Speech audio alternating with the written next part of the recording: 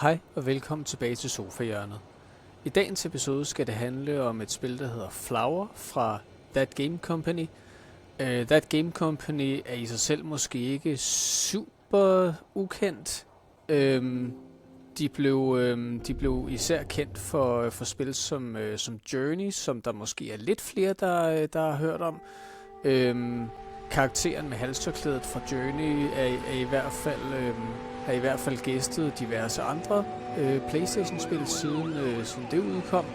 Men Flower, der er udkommet tilbage i 2009,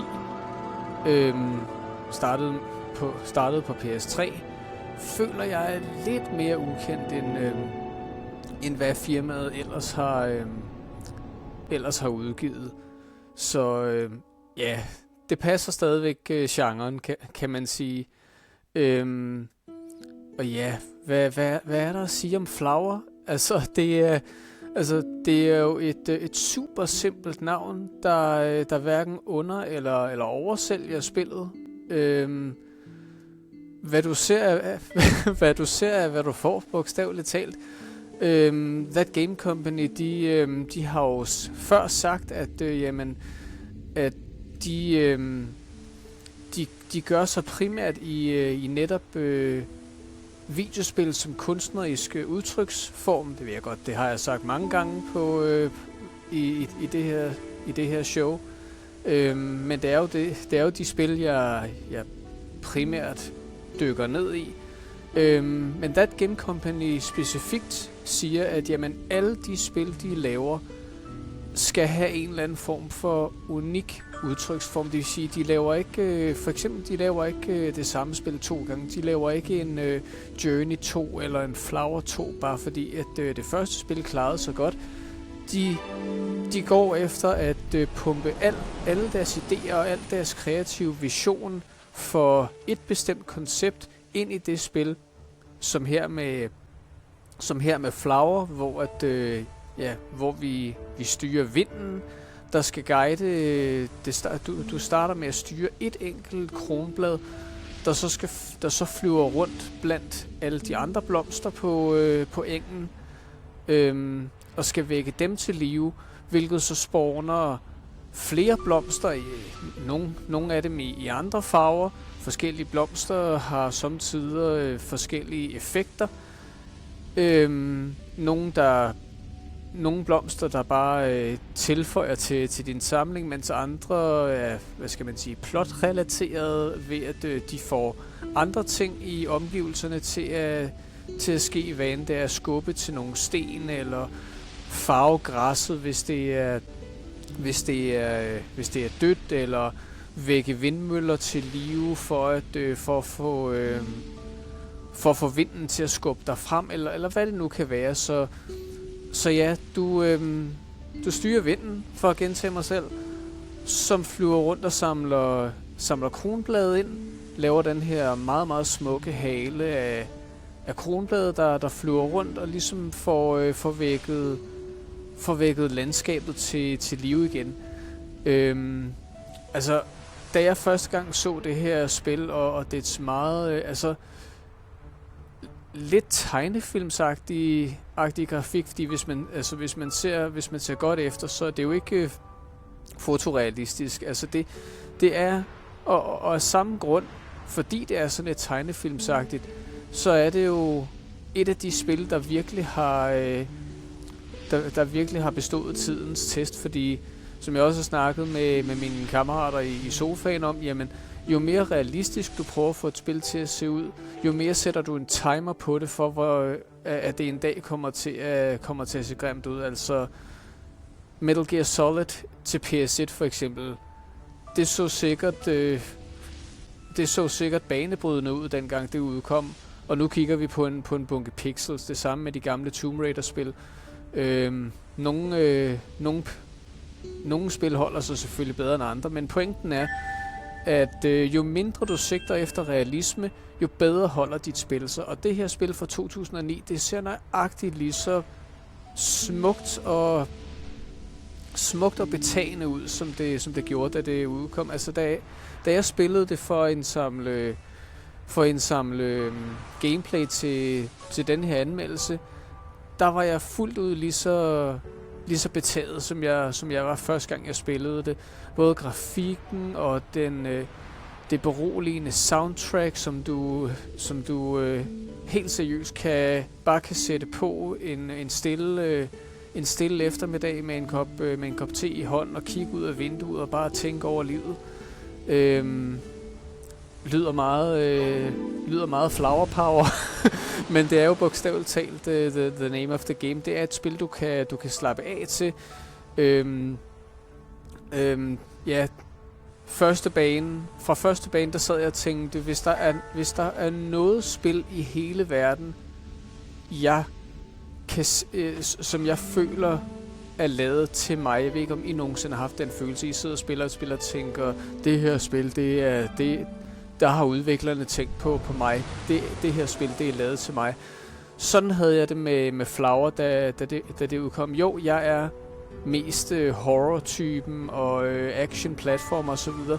Men da det her spil udkom, der var der alligevel der var et eller andet dybt inde i min skrøbelige hjertekugle, der sagde, ved du hvad, det her spil, det er noget særligt. Det her spil, det er lige dig. Det har ligget i støbeskeen og ventet på dig.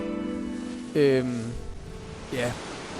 Det føltes virkelig som om, at der var noget specielt her. Det synes jeg virkelig også, der er. Altså, det er et super simpelt præmis, men det kan altså virkelig bare noget. Se alle de her kronblade, der følger efter dig og vimser omkring dig. Det giver virkelig bare en følelse af ro, mens du spiller. Og jo, bevares.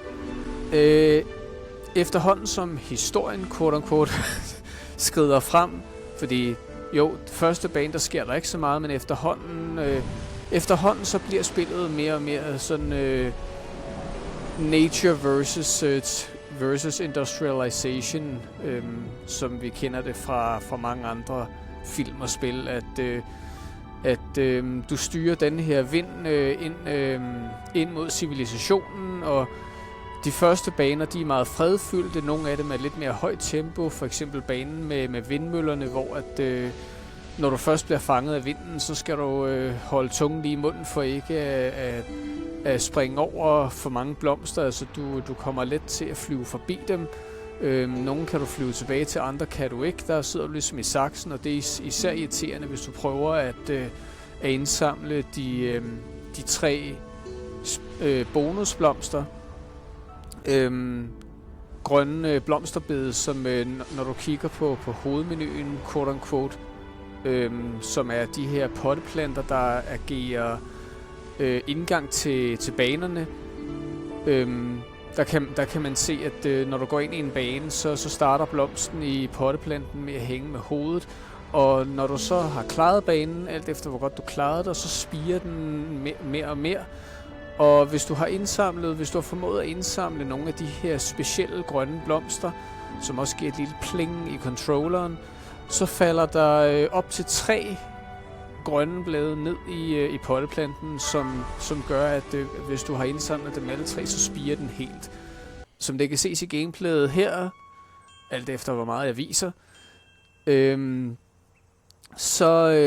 så formåede jeg ikke at finde dem alle sammen i nogle af banerne. Jeg var nok ikke helt grundig. Så selvom at det er et spil med primært fokus på at være afslappende, så glemmer That Game Company ikke, at det er et spil, så de belønner stadigvæk. De belønner din nysgerrighed, fordi jo, du kan godt bare følge strømmen af blomster, der bare er lagt lige foran dig. Men hvis du udforsker lidt oppe i bakkerne og så videre, og blandt klippesten og sådan noget, så bliver du alligevel ofte belønnet for din nysgerrighed. Nej, men spillet starter som sagt med at være stille og roligt, og mere så begiver det sig hen mod at være man versus nature. I starten er der ikke noget, der kan skade dig. I senere baner, så kommer der elektriske forhindringer, der bogstaveligt talt kan, hvis du kommer for tæt på, kan riste dine kronblade til det punkt, at du faktisk kan få et game over, basically. Der er på den måde ikke, der er jo ikke fjender på den måde, og du kan ikke dø som sådan. Men, og så alligevel. men der er vist kun én bane, hvor du kan komme så galt afsted. Alle de andre baner er chill, og du skal bare læne dig tilbage og slappe af, nyd livet, nyd stemningen, nyd atmosfæren, nyd det dejlige soundtrack. Og hvis du er nået så langt, så tak for, at du nød den her video. Kæft, jeg er dårlig til at slutte videoer af. Ej, for pokker. Det er et super cozy spil. Super dejligt spil. Jeg vil sige, uanset hvad du er til normalt af genre, giv det her spil et skud. Som en slags detox til alt, hvad du ellers holder af at spille. Jeg tror, at de fleste, hvis de bare læner sig tilbage og slår benene op, jeg tror, at de fleste vil finde noget at holde af her. Så kæmpe anbefaling herfra. Super, super dejligt spil, og jeg er kæmpe fan af That Game Company, der for nylig, eller ikke for nylig, men det nyeste, de har lavet, det var Sky, et spil, der hedder Sky, der foregår oppe i himlen, hvor du flyver rundt mellem nogle svævende øer. Der har de mere forsøgt sig med en MMO-stil, hvor at du kan flyve rundt og interagere med andre spillere, og den romantiske tanke er jo så, at du kan få venner derinde, som hjælper dig med at løse missionerne og så videre. Jeg har ikke selv lagt særlig meget tid i det spil, for at være ærlig. Men jeg er stor fan af firmaet. Jeg er stor fan af deres kreative og kunstneriske vision, og det der med, at spil skal kunne fremkalde følelser.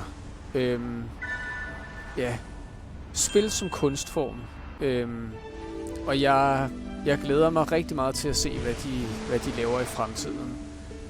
Så ja, det var alt for nu. Tak fordi I så med igen. Hej hej.